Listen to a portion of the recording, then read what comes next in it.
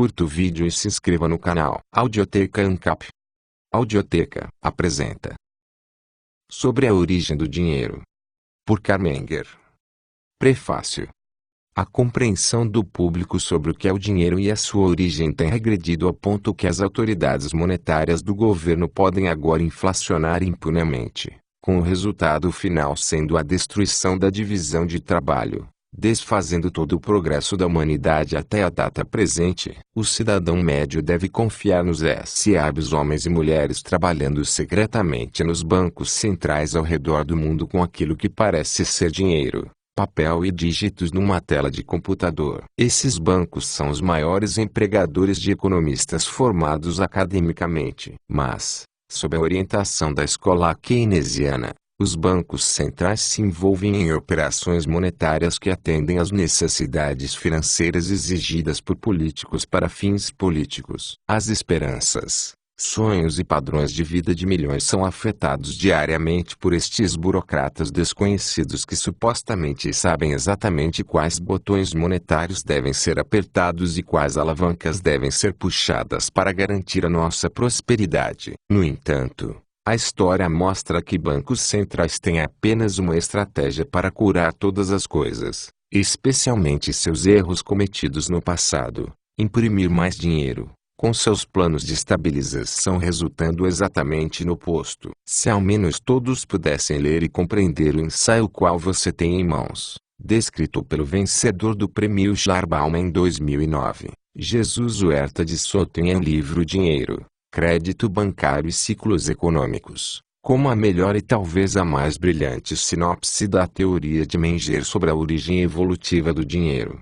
Escrito no mesmo ano em que ele testemunhou ante a Comissão da Moeda na Áustria-Hungria, Carl Menger explica que não são decretos governamentais que criam dinheiro, mas sim o mercado. Os indivíduos decidem qual é o bem mais comercializável para usar como um meio de troca. O próprio homem é o começo e o fim de toda a economia, escreveu Menger, e assim também é com a decisão do que deve ser negociado como dinheiro. Foi Menger quem desenvolveu uma teoria completa acerca das instituições sociais que surgem à medida que seres humanos interagem, cada qual com seu próprio conhecimento e experiências subjetivos. E a evolução espontânea destas ações humanas que criam instituições pelas quais os indivíduos descobrem certos padrões de comportamento que ajudam cada pessoa a alcançar seus objetivos de forma mais eficientemente. Nada é mais importante para essa evolução do que o desenvolvimento do dinheiro, possibilitando a divisão do trabalho e a satisfação dos desejos atingíveis. Em seu testemunho para a Comissão da Moeda em 1892,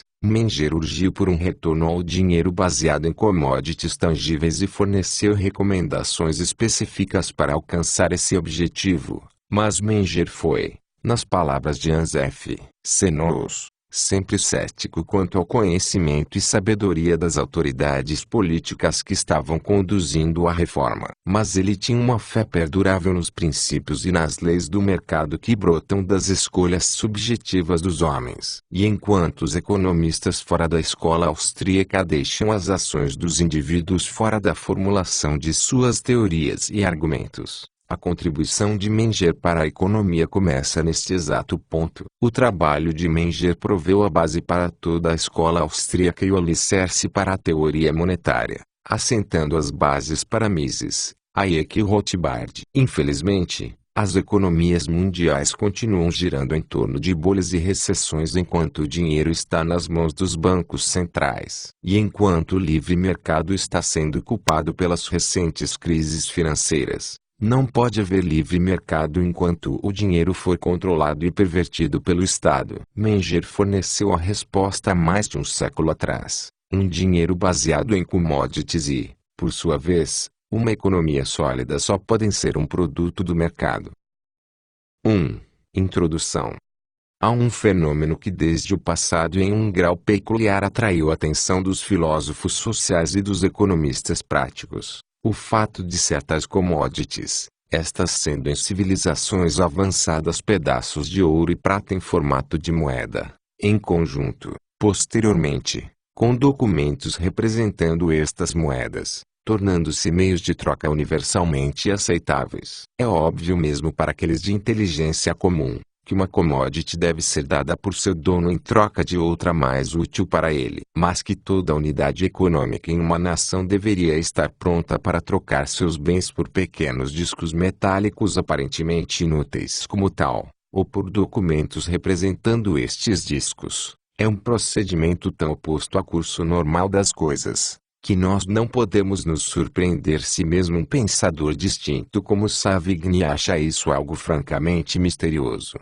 Não deve-se supor que o formato da moeda, ou documento, usado como moeda corrente, constitui o enigma deste fenômeno. Nós podemos ignorar estes formatos e retornar aos estágios iniciais do desenvolvimento econômico, ou mesmo para o que ainda se obtém em alguns países aqui e ali, onde nós encontramos metais preciosos sem um formato de moedas servindo como meio de troca, e mesmo certas outras commodities como gado, peles, cubos de chá, placas de sal, conchas de búzios, etc. Ainda somos confrontados com este fenômeno, ainda temos que explicar por que é que o homem econômico está disposto a aceitar um certo tipo de commodity, mesmo que ele não precise dela, ou se sua necessidade por ela já está satisfeita, em troca por todos os bens que ele trouxe ao mercado, enquanto é, no entanto, o que ele precisa, que ele consulta primeiro, no que diz respeito aos bens que pretende adquirir no decorrer suas transações. E, portanto, corre, desde os primeiros ensaios da contemplação reflexiva de um fenômeno social até nossos tempos, uma cadeia ininterrupta de disquisições sobre a natureza e qualidades específicas do dinheiro em sua relação a tudo que constitui o comércio. Filósofos, juristas e historiadores, bem como economistas, e até mesmo naturalistas e matemáticos, lidaram com este problema notável, e não há pessoas civilizadas que não tenham fornecido sua parcela abundante literatura sobre o assunto. Qual é a natureza desses pequenos discos ou documentos, que em si mesmos não parecem servir de utilidade e que, no entanto, em contradição com o resto da experiência, passam de uma mão para outra em troca das mercadorias mais úteis? Mais que isso, que todo mundo é tão empolgado em entregar suas mercadorias. O dinheiro é um membro orgânico no mundo das commodities, ou é uma anomalia econômica? Devemos referir a sua moeda comercial e o seu valor no comércio com as mesmas causas condicionando-as de outros bens ou são produto distinto da convenção e da autoridade? 2. Tentativas de solução até então. Até agora, dificilmente pode ser alegado para os resultados da investigação sobre o problema acima citado, que eles são proporcionados, quer com o grande desenvolvimento em pesquisa histórica em geral, quer com a despesa de tempo e intelecto gastos nos esforços na solução. O fenômeno enigmático do dinheiro está até hoje sem uma explicação que satisfaça. Nem tampouco há concordância quanto às questões mais fundamentais de sua natureza e funções. Ainda hoje, não temos uma teoria do dinheiro satisfatória. A ideia que primeiro veio à tona para explicar a função específica do dinheiro como um meio de troca corrente universal, foi de referir-se a ele como uma convenção geral ou uma isenção jurídica. O problema, que a ciência tem para resolver aqui, consiste em dar uma explicação de uma conduta de ação geral e homogênea seguida pelos seres humanos quando envolvidos em intercâmbio comercial, que, de forma concreta, fazem incontestavelmente pelo interesse comum e, no entanto, que parece conflitar com os interesses mais próximos e imediatos de indivíduos contratantes. Sob tais circunstâncias, o que poderia ser mais contíguo do que a noção de referir-se ao procedimento acima citado a causas situadas fora da esfera de considerações individuais? Assumir que certas commodities, em particular os metais preciosos, foram exaltados no meio de troca por convenção geral ou lei, no interesse do bem comum, resolveu a dificuldade, e resolveu aparentemente de forma mais fácil e natural visto que o formato de moeda parecia ser um símbolo da regulamentação estatal. Tal é, de fato, a opinião de Platão, Aristóteles e dos juristas romanos, seguidos de perto pelos escritores medievais. Mesmo os desenvolvimentos mais modernos na teoria do dinheiro não foram,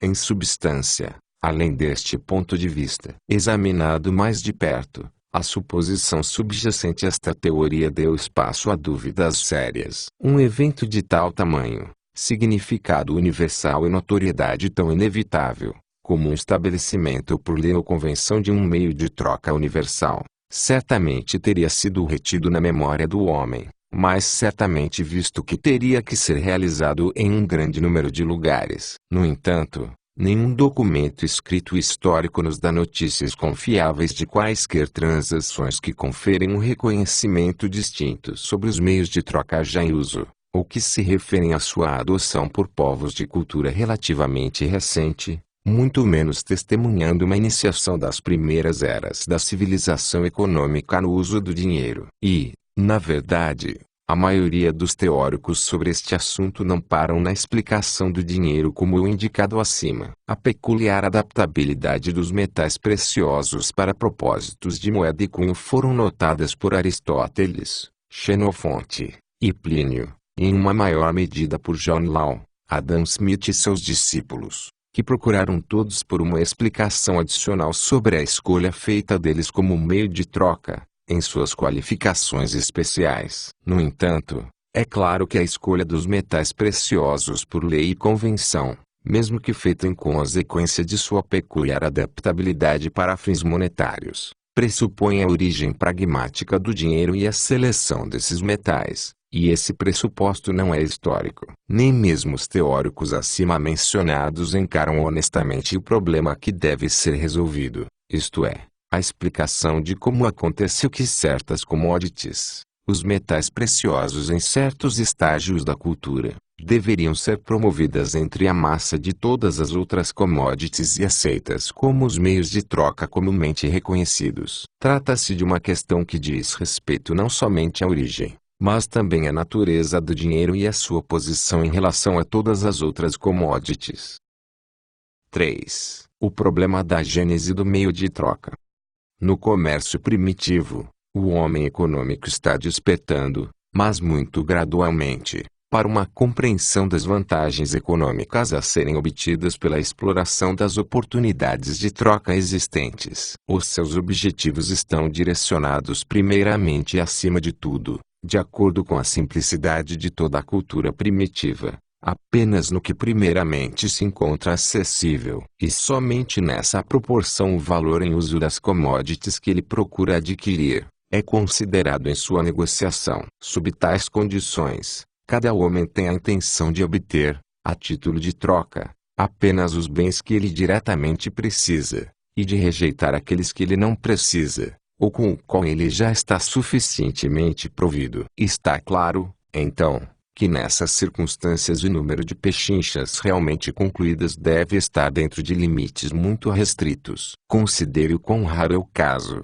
que uma commodity pertencente a alguém é de menor valor de uso do que outra commodity pertencente a outra pessoa. E no caso desta outra relação oposta. Mas quão mais raro é o acontecimento destes dois indivíduos se encontrarem. Pense, de fato, nas dificuldades peculiares obstruindo a permuta de bens nestes casos, onde oferta e demanda não se coincidem quantitativamente, onde, por exemplo, uma commodity indivisível deve ser trocada por uma variedade de bens na posse de uma pessoa diferente, ou mesmo por commodities que estão em demanda apenas em períodos diferentes e só podem ser fornecidas por diferentes pessoas. Mesmo no caso relativamente simples e muitas vezes recorrente, onde uma unidade econômica, A, requer uma commodity pertencente a B, e B requer uma possuída por graus Celsius, enquanto graus Celsius quer uma que é propriedade de A, mesmo aqui, sob uma regra de mera permuta,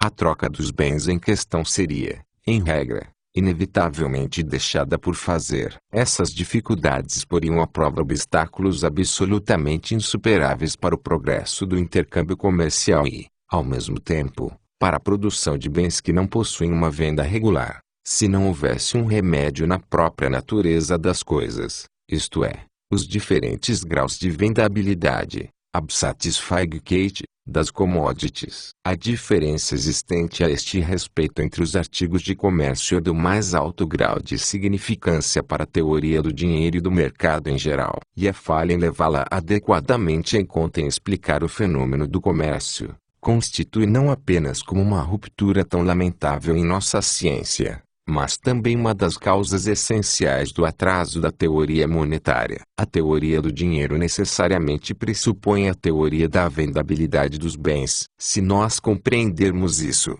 nós seremos capazes de compreender como a quase ilimitada vendabilidade do dinheiro é apenas um caso especial, apresentando apenas uma diferença de grau de um fenômeno genérico na vida econômica, isto é, a diferença na vendabilidade de commodities em geral. 4. Commodities como mais ou menos comercializáveis.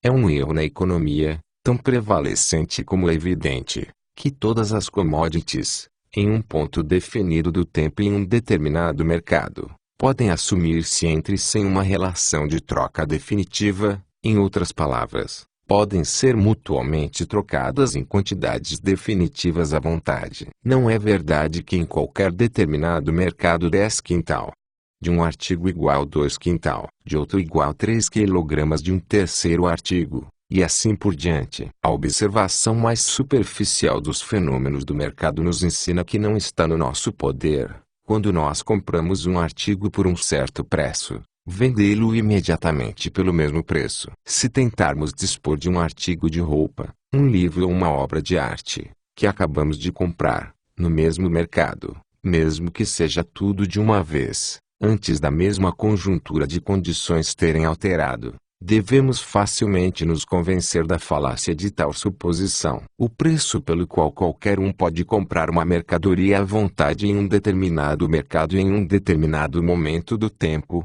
e o preço pelo qual ele pode dispor do mesmo à vontade, são duas magnitudes essencialmente diferentes. Isso é válido tanto para atacado quanto para preços de varejo. Mesmo os produtos comercializáveis como milho, algodão, ferro fundido, não podem ser dispostos voluntariamente pelo preço pelo qual os adquirimos. O comércio e a especulação seriam as coisas mais simples do mundo, se a teoria do objetivo equivalente nos bens estivesse correta, se fosse realmente verdade, que em um determinado mercado e em um dado momento, as commodities pudessem ser mutuamente convertidas à vontade em relações quantitativas definidas, pudessem, em suma, a um certo preço ser tão facilmente dispostas quanto adquiridas. De qualquer forma, não existe tal vendabilidade geral de mercadorias neste sentido. A verdade é que, mesmo nos melhores mercados organizados, embora nós possamos comprar quando e o que gostamos a um preço definido, isto é, o preço de compra, nós podemos nos dispor do bem novamente apenas quando e como quisermos com uma perda, isto é, ao preço de venda. A perda experimentada por qualquer um que é compelido a dispor de um artigo em um momento definido, em comparação com os preços de compra atuais, é uma quantidade altamente variável, assim como uma olhada no comércio e em mercados de commodities específicas irá mostrar. Se o milho ou o algodão forem dispostos em um mercado organizado, o vendedor estará em condições de dispô-los em praticamente qualquer quantidade, a qualquer momento que desejar, ao preço atual, ou no máximo, com uma perda de apenas alguns centavos na soma total. Se for uma questão de dispor, em grandes quantidades, de pano ou material de seda à vontade, regularmente o vendedor terá que se contentar com uma porcentagem considerável da diminuição no preço. Muito pior é o caso de quem, em certo momento, tem que se livrar de instrumentos astronômicos, preparações anatômicas, escritas sânscritas e artigos tão pouco comercializáveis. Se chamarmos quaisquer bens ou mercadorias mais ou menos vendáveis, de acordo com a maior ou menor facilidade com a qual eles podem ser dispostos em um mercado em qualquer momento conveniente aos preços de compra atuais, ou com menos ou mais diminuição deste preço, podemos ver pelo que já foi dito, que existe uma diferença óbvia nesta conexão entre commodities. No entanto, e apesar do seu grande significado prático, Não se pode ser dito que este fenômeno tenha sido muito levado em conta na ciência econômica. O motivo disto é em parte a circunstância que a investigação sobre o fenômeno do preço foi direcionado quase que exclusivamente para a quantidade das commodities trocadas, e não também para a maior ou menor facilidade com a qual mercadorias podem ser dispostas a preços normais. Em parte, também o motivo é o minucioso método abstrato pelo qual a vendabilidade de mercadorias tem sido tratado, sem o devido respeito a todas as circunstâncias do caso. O homem que vai ao mercado com os seus produtos pretende, em regra, dispor-se deles, de modo algum a qualquer preço, mas de forma que corresponda à situação econômica geral. Se quisermos investigar os diferentes graus de vendabilidade nos bens, de modo a mostrar o seu impacto na vida prática, só podemos fazer isso consultando a maior ou menor facilidade com a qual eles podem ser dispostos a preços correspondentes à situação economia geral, isto é, a preços econômicos. Uma commodity é mais ou menos vendável de acordo com a nossa capacidade, com mais ou menos expectativa de sucesso, de dispô-la a preços correspondentes à situação econômica geral, a preços econômicos. O intervalo de tempo, ademais, dentro do qual a disposição de uma mercadoria ao preço econômico pode ser contado, é de grande importância em um inquérito sobre o seu grau de vendabilidade. Não importa se a demanda por uma commodity é fraca, ou se, por outros motivos, sua vendabilidade é pequena. Se seu dono puder esperar apenas pelo seu tempo, ele finalmente, a longo prazo, será capaz de dispô-la a preços econômicos. Uma vez que, no entanto, esta condição é frequentemente ausente no curso real dos negócios, surge, para fins práticos, uma diferença importante entre essas commodities, por um lado, o qual nós esperamos dispor em qualquer momento a preços econômicos, ou ao menos aproximadamente econômicos, e tais bens, por outro lado, considerando o fato de que não temos tal expectativa, ou ao menos não no mesmo grau, e para dispor do qual, a preços econômicos, o proprietário prevê que será necessário aguardar um período mais longo ou mais curto, ou então colocá-lo com uma redução mais ou menos sensível no preço. Novamente, é necessário ter em conta o fator quantitativo na vendabilidade das commodities. Algumas commodities, em consequência do desenvolvimento de mercados e especulações, podem, a qualquer momento, encontrar uma venda em praticamente qualquer quantidade a preços econômicos, aproximadamente econômicos. Outras commodities só podem encontrar uma venda a preços econômicos em quantidades menores, proporcional com o crescimento gradual de uma demanda efetiva, obtendo um preço relativamente reduzido no caso de uma oferta maior. 5. Sobre as causas dos diferentes graus de vendabilidade em commodities. O grau ao qual uma commodity é responsável, por experiência, por comandar uma venda, em um determinado mercado, a qualquer momento, a preços correspondentes à situação econômica a preços econômicos, depende das seguintes circunstâncias. Primeiro, quanto ao número de pessoas que ainda estão à falta da commodity em questão, e sobre a extensão e intensidade dessa falta, que não está fornecida, ou é constantemente recorrente. Segundo, quanto ao poder de compra dessas pessoas. Terceiro, quanto à quantidade disponível da commodity em relação à falta total, ainda não fornecida. Quarto, quanto à divisibilidade da commodity, e quaisquer outras maneiras pelas quais ela possa ser ajustada às necessidades de clientes individuais. Quinto, quanto ao desenvolvimento do mercado, e da especulação em particular. E finalmente, sexto, quanto ao número e à natureza das limitações impostas politicamente e socialmente sobre a troca e consumo em relação à commodity em questão. Podemos prosseguir, da mesma forma em que consideramos o grau de vendabilidade das commodities em mercados definidos e momentos definidos do tempo, para estabelecer limites espaciais e temporais de suas vendabilidades. Nestes aspectos, também observamos em nossos mercados algumas commodities, cuja venda é quase ilimitada por lugar ou hora, e outras cuja venda é mais ou menos limitada. Os limites espaciais da vendabilidade das commodities são principalmente condicionados, primeiro, pelo grau em que a falta das commodities é confusa no espaço. Segundo, pelo grau em que os bens se prestam ao transporte, e o custo do transporte incorrido proporcionalmente ao seu valor. Terceiro, pela medida em que os meios de transporte e de comércio geralmente são desenvolvidos em relação a diferentes classes de commodities. Quarto, pela extensão local dos mercados organizados e sua intercomunicação por arbitragem. Quinto, pelas diferenças nas restrições impostas à intercomunicação comercial em relação a diferentes bens, em relações interlocais e, em particular, no comércio internacional.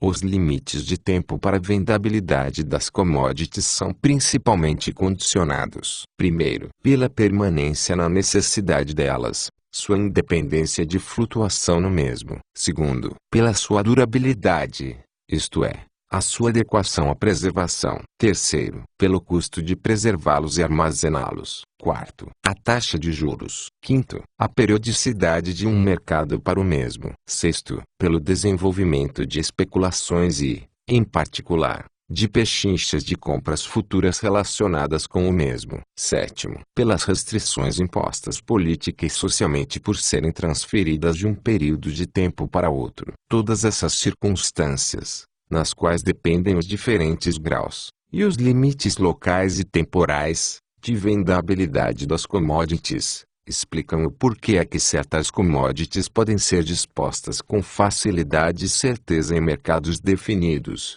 isto é, dentro de locais de limites temporais, a qualquer momento em praticamente quaisquer quantidades, a preços correspondentes à situação econômica geral, enquanto a venda de outras commodities é confinada dentro de limites espaciais estreitos e, novamente, temporais, e, mesmo dentro destes, a disposição das commodities em questão são difíceis e, na medida em que a demanda não pode ser aguardada, não deve ser efetuada sem uma diminuição de preço mais ou menos sensível.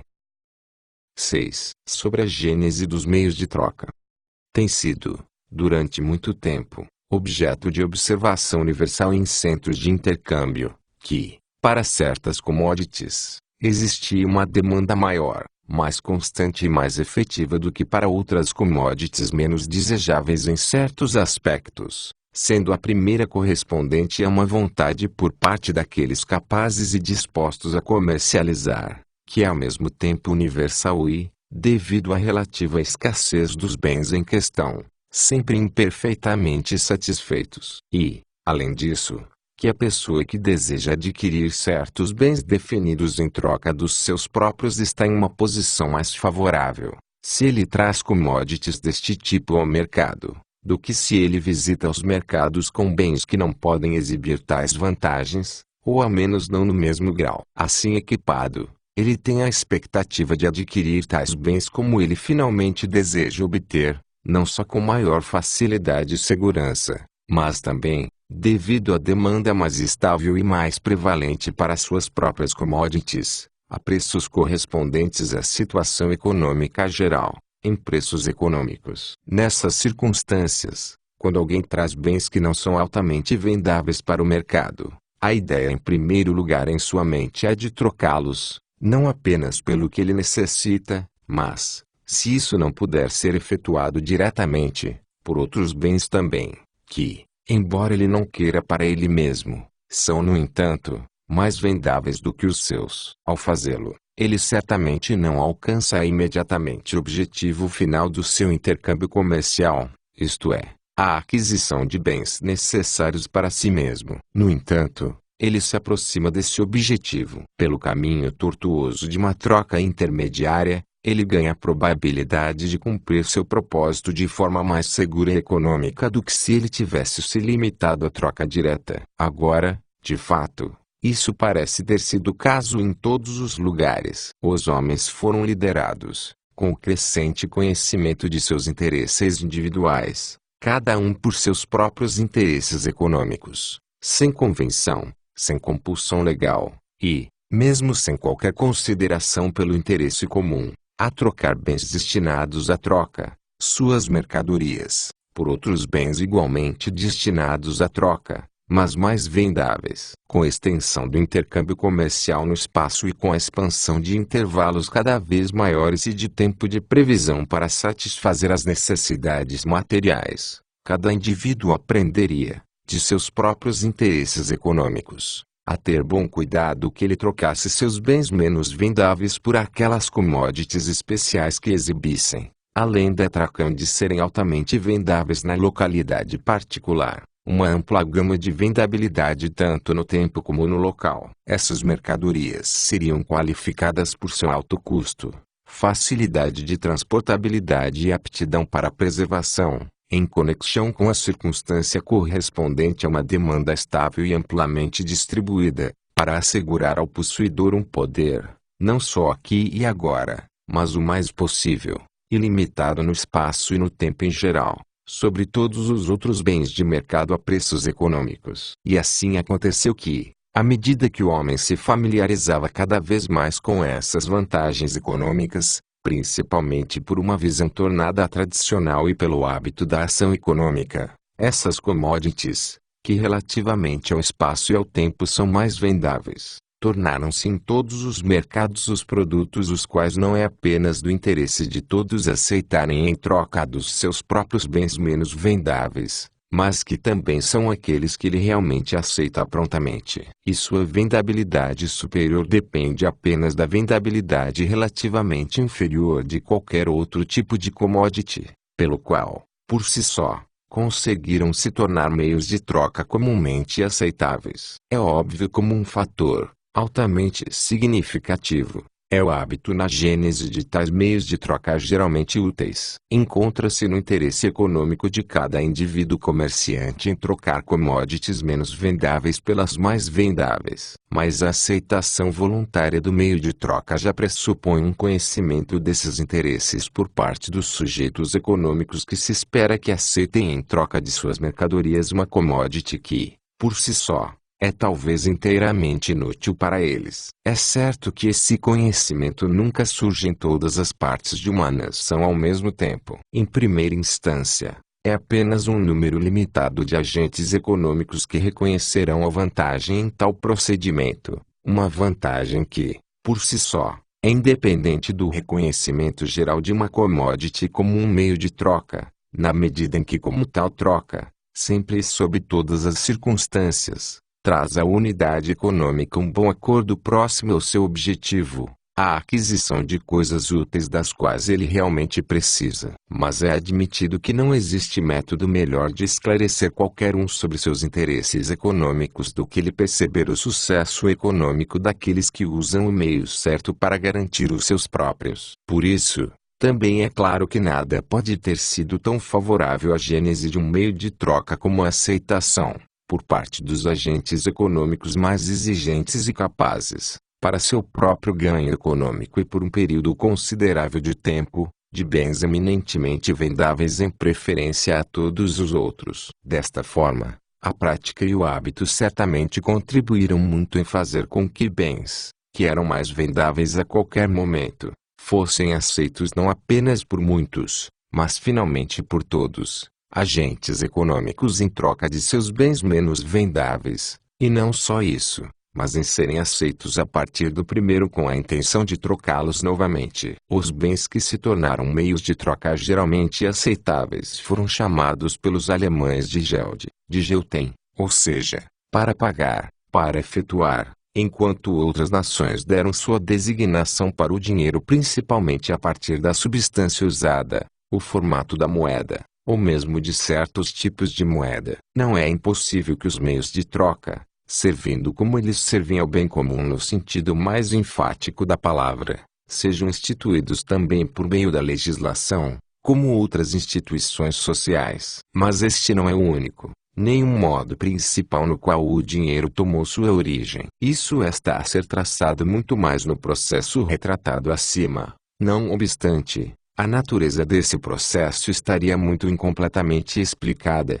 se chamássemos isso de orgânico ou denotar dinheiro como algo primordial, ou crescimento primitivo, e assim por diante. Colocando de lado os pressupostos que são historicamente inadequados, nós só podemos vir a compreender plenamente a origem do dinheiro, aprendendo a enxergar o estabelecimento do procedimento social, com o qual estamos lidando, como resultado espontâneo, a resultante impremeditada, de esforços particulares e individuais dos membros da sociedade, que, pouco a pouco, abriram caminho para uma discriminação dos diferentes graus de vendabilidade nas commodities. 7. O processo de diferenciação entre commodities que se tornaram meios de troca e o resto.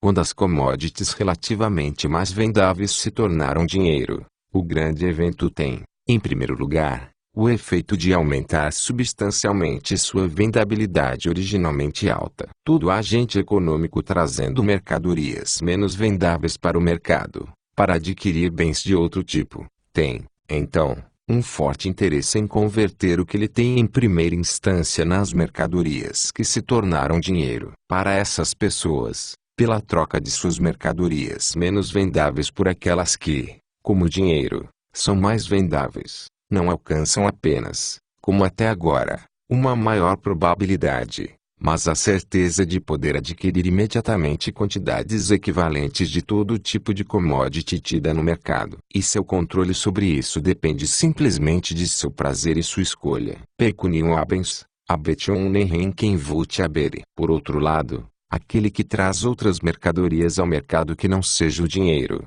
encontra-se mais ou menos em desvantagem. Para ganhar o mesmo domínio sobre o que o mercado oferece, ele deve primeiro converter seus bens trocáveis em dinheiro. A natureza de sua deficiência econômica é demonstrada pelo fato dele ser forçado a superar uma dificuldade antes que ele possa atingir seu propósito, cuja dificuldade não existe, ou seja, já foi superada pelo homem que possui um estoque de dinheiro. Isso tem todo o significado maior para a vida prática, na medida em que superar essa dificuldade não se encontra incondicionalmente ao alcance de quem traz bens menos vendáveis para o mercado, mas depende em parte de circunstâncias sobre as quais o negociador individual não tem controle. Quanto menos vendáveis são os seus produtos, mais certamente ele terá que sofrer a penalidade no preço econômico, ou se contentar em aguardar o momento, quando será possível efetuar uma conversão a preços econômicos. Aquele que é desejoso por,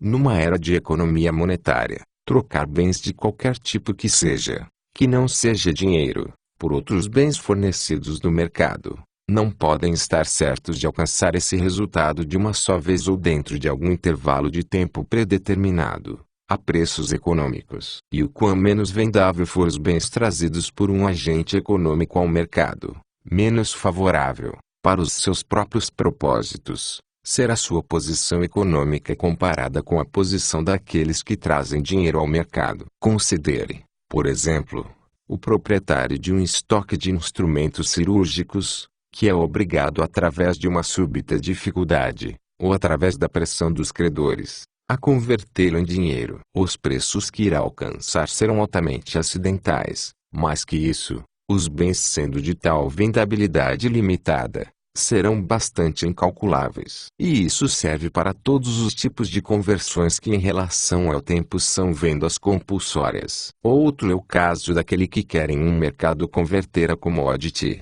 que se tornou dinheiro, imediatamente em outros bens fornecidos nesse mercado. Ele alcançará seu objetivo, não apenas com certeza, mas geralmente também a um preço correspondente à situação econômica geral. Não só, mas também o hábito da ação econômica nos tornou tão seguros de poder obter em troca de dinheiro qualquer mercadoria no mercado, sempre que desejarmos, a preços correspondentes à situação econômica, que nós estamos na maior parte do tempo inconscientes de quantas compras nós propomos fazer diariamente, que, em relação aos nossos desejos e o tempo de concluí-las, são compras compulsórias. As vendas compulsórias, por outro lado, em consequência da desvantagem econômica que elas comumente envolvem, forçam-se sobre a atenção das partes implicadas de forma inconfundível. O que, portanto, constitui a peculiaridade de uma commodity que se tornou dinheiro é que a posse dela nos procura a qualquer hora, isto é, A qualquer momento que achemos adequado, asseguramos o controle de todas as commodities a serem tidas no mercado, e isso geralmente a preços ajustados à situação econômica do momento. O controle, por outro lado, conferido por outros tipos de commodities sobre os bens de mercado é, em relação ao tempo, e em parte ao preço também, incerto, relativamente se não absolutamente. Assim, o efeito produzido por tais bens, que são relativamente mais vendáveis, é uma crescente diferenciação entre seu grau de vendabilidade e o de todos os outros bens. E essa diferença na vendabilidade deixa de ser completamente gradual, e deve ser considerada em certo aspecto como algo absoluto. A prática da vida cotidiana, bem como a jurisprudência, que se aprofunda em grande parte com as noções prevalecentes na vida cotidiana, distinguem duas categorias nos meios comerciais: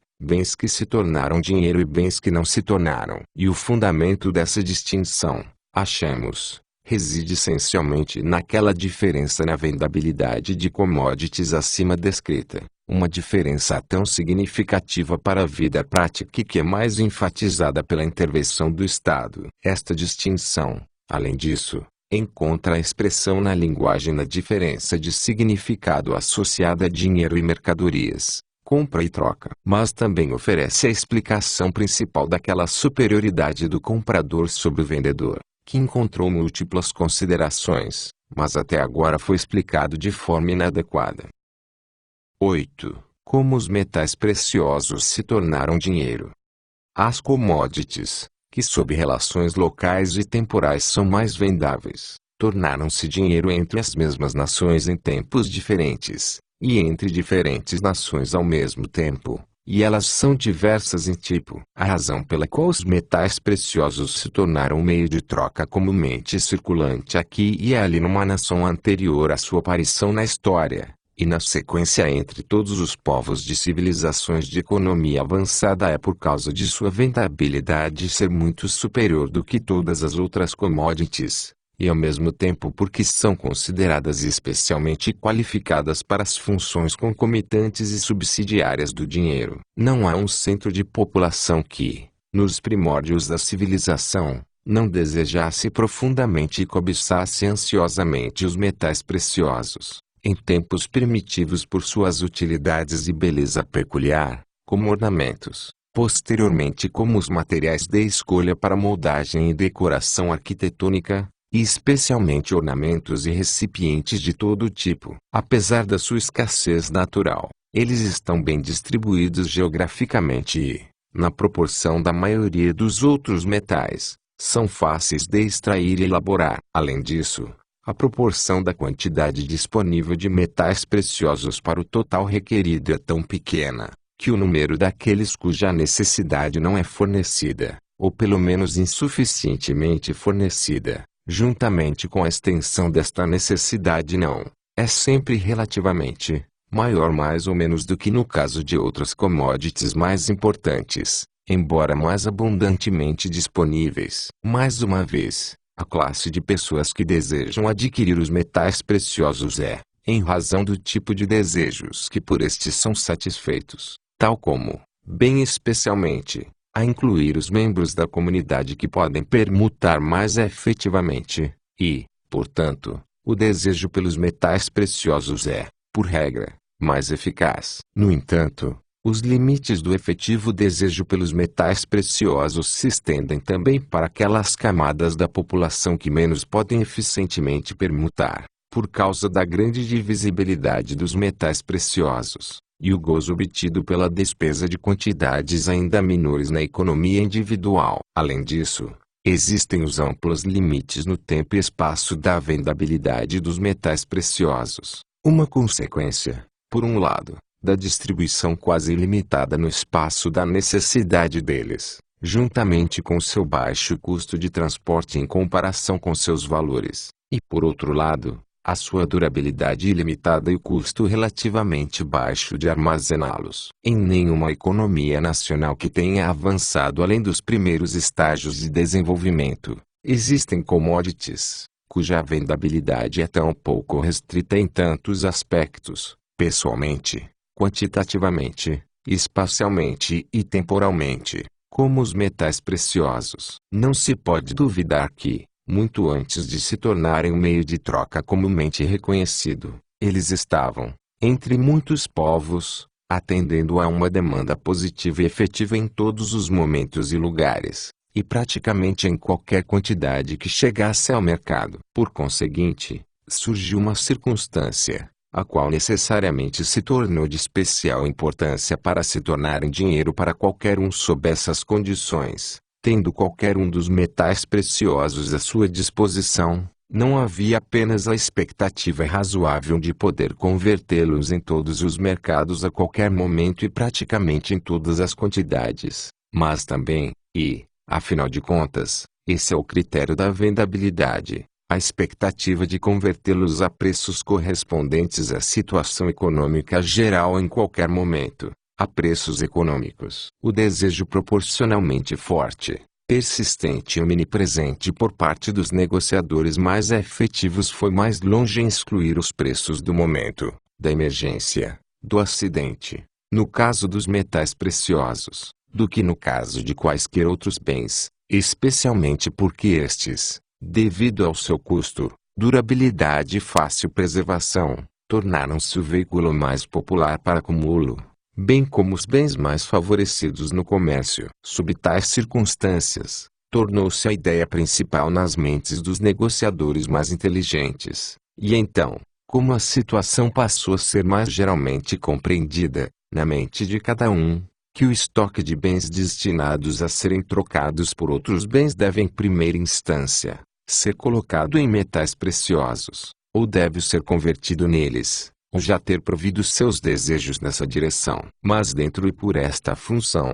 os metais preciosos já são constituídos geralmente meios de troca corrente. Em outras palavras, eles funcionam como commodities pelas quais todos buscam trocar seus bens de mercado, não, em regra, para o consumo, mas inteiramente por causa da sua vendabilidade especial, na intenção de trocá-los posteriormente por outros bens diretamente lucrativos para ele. Nenhum acidente, nem a consequência da compulsão estatal, nem a convenção voluntária dos comerciantes efetuaram isso. Foi apenas a apreensão de seus próprios interesses individuais que o fizeram acontecer, que as nações mais economicamente avançadas aceitassem os metais preciosos como dinheiro, assim que um suprimento suficiente deles tivesse sido coletado e introduzido no comércio. O avanço de materiais que formam o dinheiro de menos para o mais custosos depende de causas análogas. Este desenvolvimento foi substancialmente ajudado pela proporção de troca entre os metais preciosos e outras commodities submetidas a flutuações menores, mais ou menos, do que as existentes entre a maioria dos outros bens. Uma estabilidade que se deve a circunstâncias peculiares que atendem à produção, ao consumo e ao intercâmbio dos metais preciosos, e está, portanto, conectado com os chamados motivos intrínsecos determinando seus valores cambiais. Constitui ainda outra razão pela qual cada homem, em primeira instância, isto é, até investir em bens que lhes são diretamente úteis, deve armazenar seu estoque de câmbio disponível em metais preciosos, ou convertê-lo no último. Além disso, a homogeneidade dos metais preciosos e a consequente facilidade com a qual eles podem servir como res fungíveis, nas relações de obrigação, levaram a formas de contrato pelo qual o tráfego foi tornado mais fácil. Isso também promoveu materialmente a vendabilidade dos metais preciosos e, assim, a sua adoção como dinheiro. Finalmente, os metais preciosos, em consequência da peculiaridade de suas cores, seu badalar e, em parte também, o seu peso, são com alguma prática fácil de reconhecer, e através da tomada de um selo durável podem ser facilmente controlados quanto à qualidade e peso. Isso também contribuiu materialmente para aumentar suas vendabilidades e encaminhar a adoção e difusão deles como dinheiro. 9. Influência do poder soberano. O dinheiro não foi gerado pela lei. Em sua origem, ele é de uma instituição social e não estatal. A sanção pela autoridade do Estado é uma noção estranha a ele. Por outro lado, no entanto, Por meio do reconhecimento do Estado e da regulação estatal, esta instituição social do dinheiro tem sido aperfeiçoada e ajustada às múltiplas e variadas necessidades de um comércio em desenvolvimento, assim como direitos consuetudinários têm sido aperfeiçoadores e ajustados pela lei estatuária. Tratados originalmente pelo peso, como outras commodities, os metais preciosos alcançaram gradualmente como moedas um formato qual sua vendabilidade intrinsecamente alta experimentou um acréscimo material. O estabelecimento de uma cunhagem para incluir todos os graus de valor Wertstufen, e o estabelecimento e manutenção de peças cunhadas de modo a ganhar a confiança do público e, na medida do possível, prevenir o risco quanto à sua autenticidade, peso e fenura, e sobretudo assegurando sua circulação em geral, tem sido reconhecido em todo lugar como uma importante função da administração do Estado. As dificuldades experimentadas no comércio e nos modos de pagamento de qualquer país a partir da ação concorrente de diversas commodities servindo como moeda, e além disso, as circunstâncias, que os padrões concorrentes induzem a uma variedade de inseguranças no comércio, e tornam necessário várias conversões dos meios circulantes, tem levado ao reconhecimento legal de certas commodities como dinheiro, a padrões legais. E onde mais de uma commodity foi aquecida, ou admitida, como a forma legal de pagamento, a lei ou algum sistema de avaliação fixou uma proporção definida de valor entre elas. Todas estas medidas, no entanto, não fizeram o dinheiro dos metais preciosos, mas apenas aperfeiçoaram eles em suas funções como dinheiro.